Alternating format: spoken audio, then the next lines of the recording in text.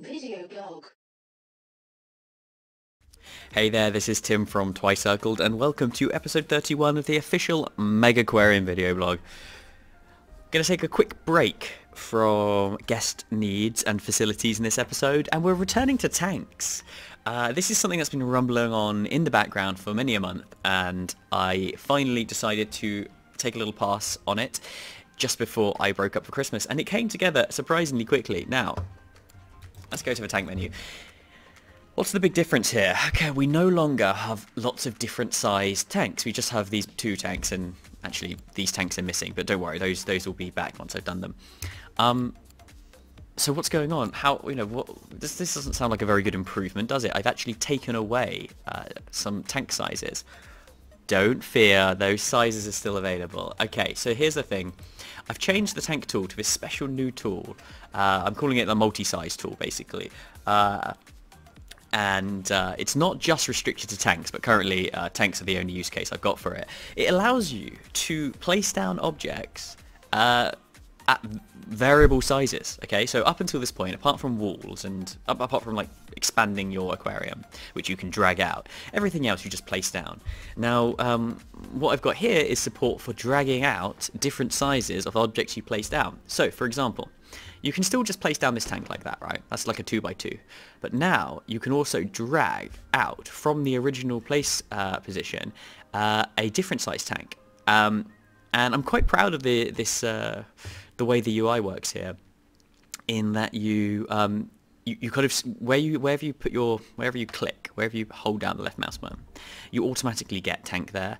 And then if you drag out in any direction, it just extends it in this really intuitive way, and you can even drag out diagonally to make I can't remember what I've done here. I think it can't go to 4-4. I think it goes 4-3 in either direction, or a 3-3.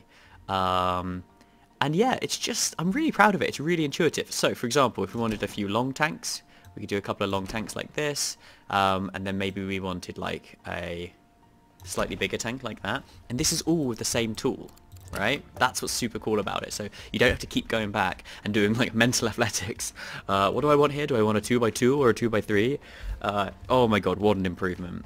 And as normal, I've designed it in a way which is flexible. So if it does turn out that I want to add some other objects which would work well if you drag them out, I can do that, which is kind of cool. So now the system's in there.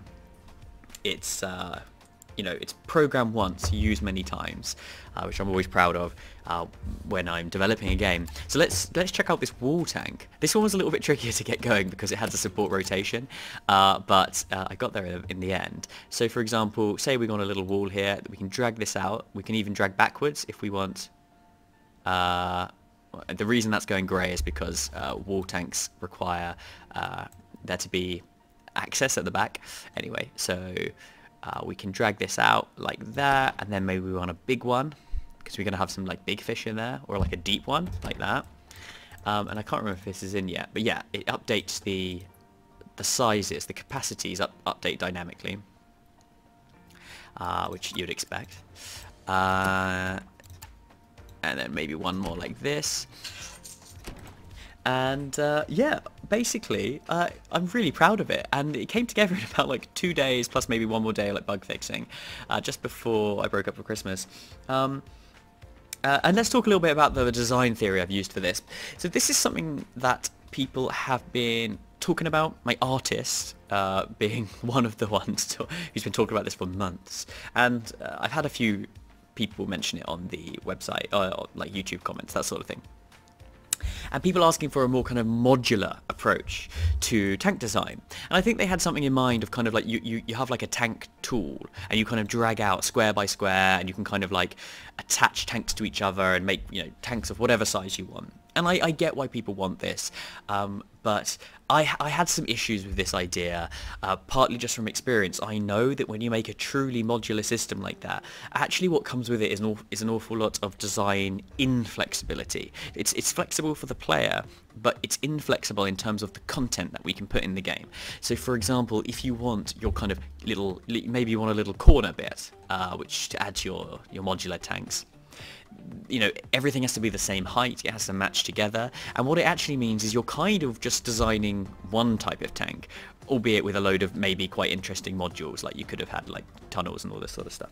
But I went for a slightly different approach, which was you still have the flexibility on the sizes of all the different tanks, but me and my artist will, you know, kind of design the overall aesthetic, and this allows us to be a lot more flexible, right? And these tanks don't have to look anything like each other, okay? They're essentially completely separate components, and we can make loads of these, right? So we will still have tanks with tunnels in, which again you'll be able to drag out to any size, okay? And the tunnel will kind of be you know, in the middle of it probably, something like that.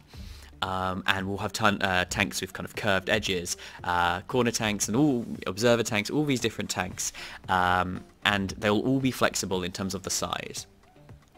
But we can actually make the tanks more different to each other because we're not constrained by having to have all of the tanks work together in a modular way. So I hope that makes sense. That's the reason I've done that. The other reason is actually from usability.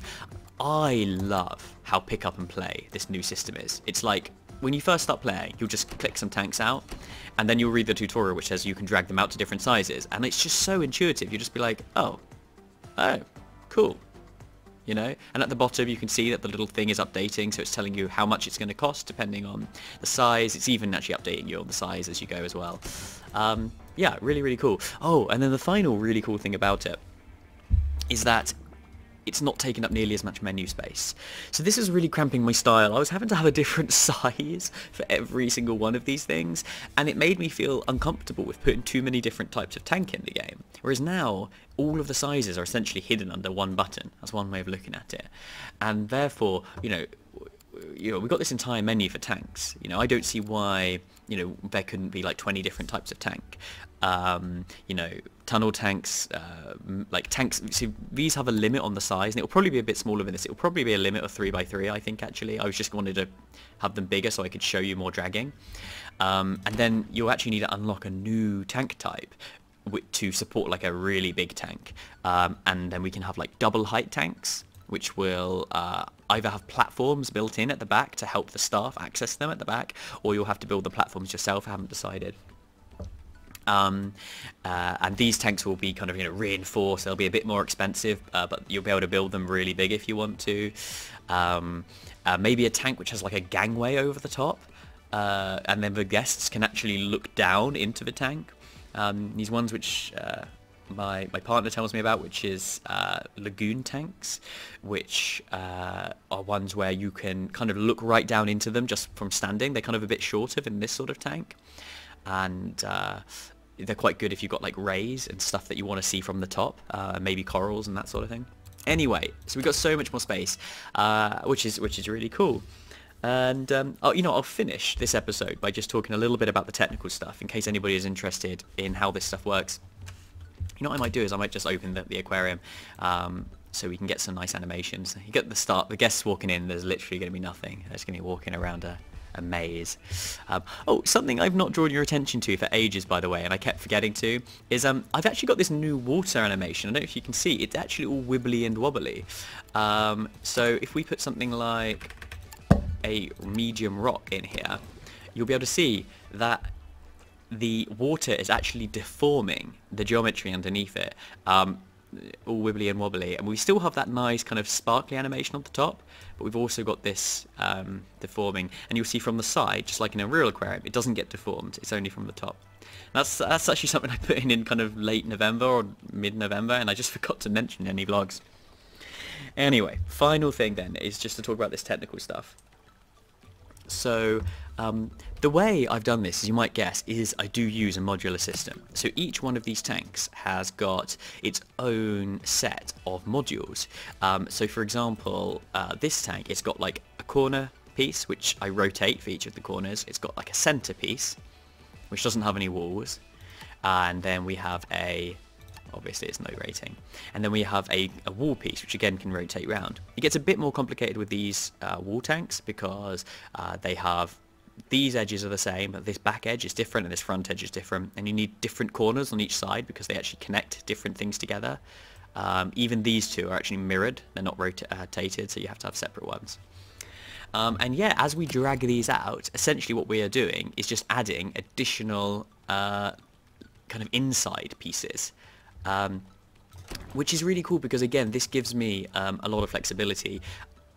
There's no limit to how many modules I use, different modules in one of these tanks. These are two quite simple ones, but you could have one which is completely asymmetrical. As long as you've got something in the middle that you can just add in, just repeat essentially, just to stretch it out, then it'll work, which is really cool. So yeah, there we go. That's it for this episode. Introducing multi-size tanks. I almost call them modular tanks, but they're not really modular. They're multi-size. They're modular in the way I make them, but from a player perspective, they're multi-size. You know what? Let me know if you can think of anything else that would be cool if it was multi-size. Because, like I say, this system, as long as we can create the 3D assets to back it up, this tool can actually work with anything. So, I mean, there's no reason why you couldn't have like a multi-size rock, for example. I mean, there's one. I mean, I just thought of that myself. But yeah, it's something to think about. So yeah, comments down below. Let me know what else should be multi-size in this game. All right. Thank you very much for watching, guys, and I'll see you in the next one. Bye.